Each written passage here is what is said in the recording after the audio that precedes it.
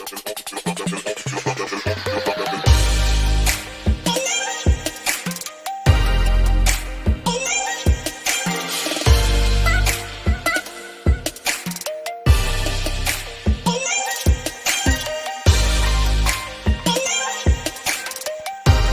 everyone, it's me again, Miss Jerez Mariano, and welcome back to my YouTube channel. Okay, so kung mahilig din po kayo sa mga halaman kagaya ko, please do consider subscribing and don't forget to hit the notification bell dyan po sa baba to get notified whenever I upload new videos and tutorials. Okay, so ngayon po ay ang gagawin po natin sa vlog na ito ay magpa-propagate po tayo ng atin pong. So what I have here with me is my Philodendron GIGANTEUM. Okay, so ipapropagate po natin siya at ipapakita ko po sa inyo kung paano ko po yun gagawin. And because I have noticed na masyado na pong mahaba yung kanyang stem, so it is the perfect time na para po siya ay ipropagate. At magbibigay din po ako ng iilang care tips kung paano ko po siya inaalagaan. Okay, so please stay tuned and keep on watching.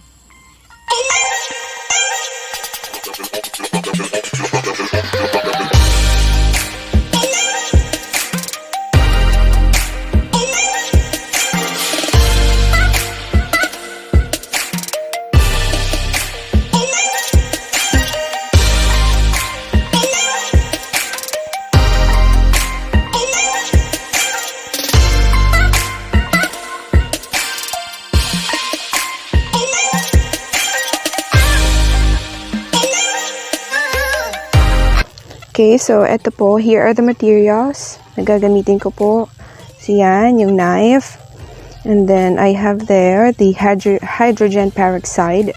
And then the alcohol. And yung coconut husk. Okay, at ito po yung part na aking gagamitin. This one. So, the bigger one. Para kaya niya yung laki ng giganteum. And then, yan po, yung aking soil. So, ito po siya. And this one, yan po yung coconut fiber na gagamitin ko din po. Okay, first thing first is sasanitize lang po natin yung ating knife po natin gagamitin. So, yan, nalinis ko na po yan, guys. Mancha na lang po yan, mga mancha po. Okay. So, yan. Huwag po ninyong kalimutan na i-sanitize po yung knife na inyong gagamitin para maiwasan po natin yung pagkabulok. Okay, then, of course, maglalagay po tayo ng coconut husk. This one. Yan. Maglalagay po tayo doon sa pinaka-bottom po ng ating pot. The purpose is to have a fast draining soil. So yan, na-sterilize ko na po yan, guys. Make sure na na-sterilize nyo ha, bago nyo po gamitin. Okay, ganito lang po. Lalagay lang po natin siya. Okay, and then, on the top of it, yan, ganyan, lalagyan pa po natin yan ng coconut fiber. So ito, yan, naka-ready na po yan yung aking coconut fiber, guys. So, nung is-sterilize ko siya, binilog ko na po talaga ng ganyan para mas madali ko pong gamitin. So, yan. Okay. I-sterilize ko na din po yan. Okay. Last one. Isa pa po.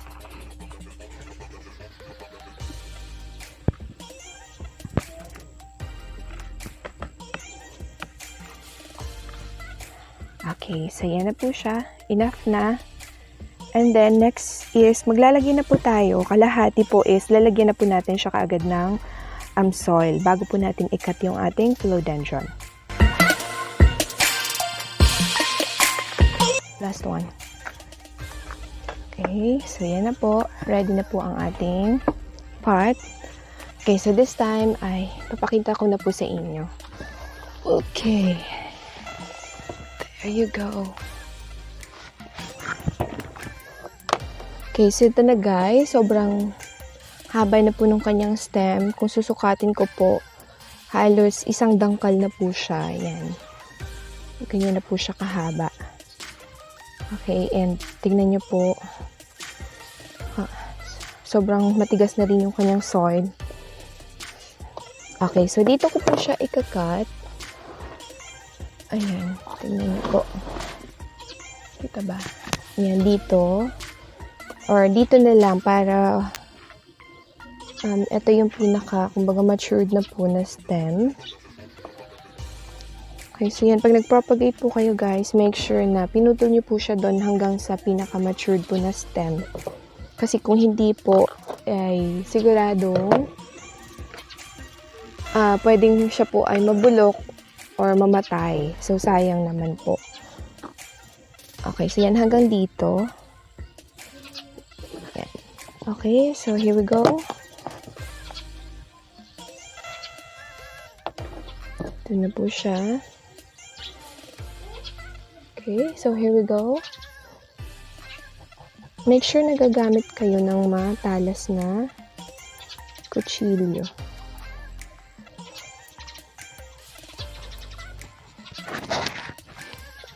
Slowly, dahan-dahan lang po. Oops. Well,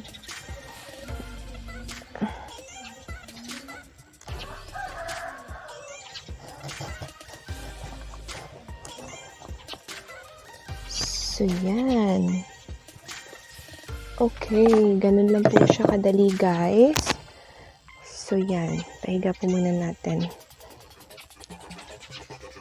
Okay, so, ito po yung gagamitin ko, yung hydrogen peroxide. Naubusan po ako ng cinnamon, guys. So, ito po muna yung gagamitin ko. Ito naman, para lang po maiwasan yung pagkabulok po nung ating bagong top cut na philodendron. So, yan. Slowly remove the roots. Okay. So, yan na siya, guys. Ito na siya. Yan. Okay. So, wala pong dahilan para hindi siya mabuhay. Napaka-healthy at ang dami pong roots. Ito pong pinakapuno niya, magkakaroon po yan ng mga bagong supling or tutubuan po siya ng mga bagong node. Place po muna natin siya sa area na hindi po siya mauulanan, hindi rin po sobrang maiinitan para hindi po siya mabulok. Okay, and then we will wait para po sa kanyang mga bagong babies. Okay, so yan guys, ipapat na po natin siya. Okay, so yan guys, si Philodendron GIGANTEUM ay hindi naman po siya ganun kaarte gaya po ng ibang philodendron. Pero just make sure na ilalagay niyo po siya sa area na kung saan ay hindi po siya nakaka-receive ng direct sunlight. So medyo hindi niya po yun gusto kasi ang mangyayari po is masusunog po yung kanyang dahon. Maninilaw po yung kanyang dahon. So much better if you're going to place them sa area na filtered sunlight po yung kanilang nare-receive. Yan. Okay, wait lang. Harap natin ng konti.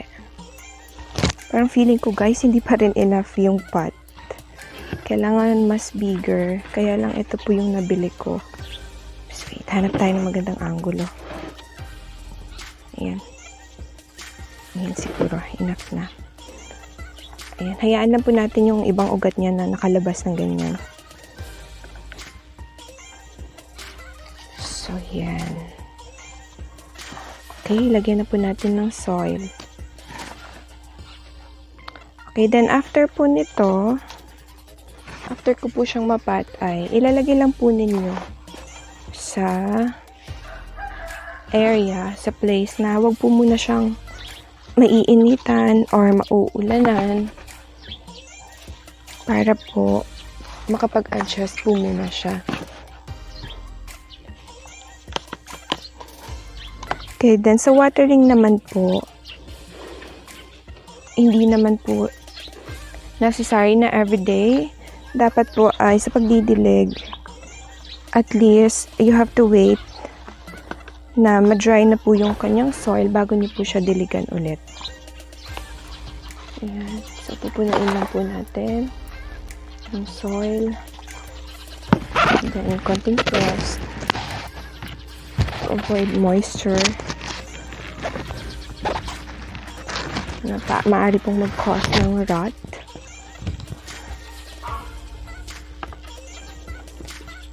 So, ayan na guys. Tapos na. There you have it. It's already done.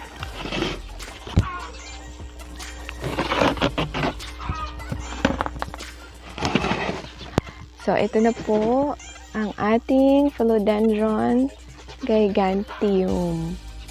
So, yan guys. Tignan nyo. Napakalusog ng kanyang dahon. Oh, wala kang masabi. Yan. Okay. Done. So, ganun lang po. Yun kadali. So, ayun na guys. Tapos na. So, ganun lang po siya kadali i-propagate. Ganun lang po kadali i-propagate ang atin pong Philodendron GIGANTEUM. Okay. So, hindi po ako expert pagdating po sa ganitong mga bagay. Pero lahat po ng i-share ko po sa inyo ay tested ko na po. Or, yun po yung naging effective po sa akin. Pero hindi ko po sinabi na magiging effective din po sa inyo. I just want to share with you kung ano po yung mga process or ano po yung mga nakasanayan kong gawin para po sa aking mga halaman. Okay, thank you so much for watching.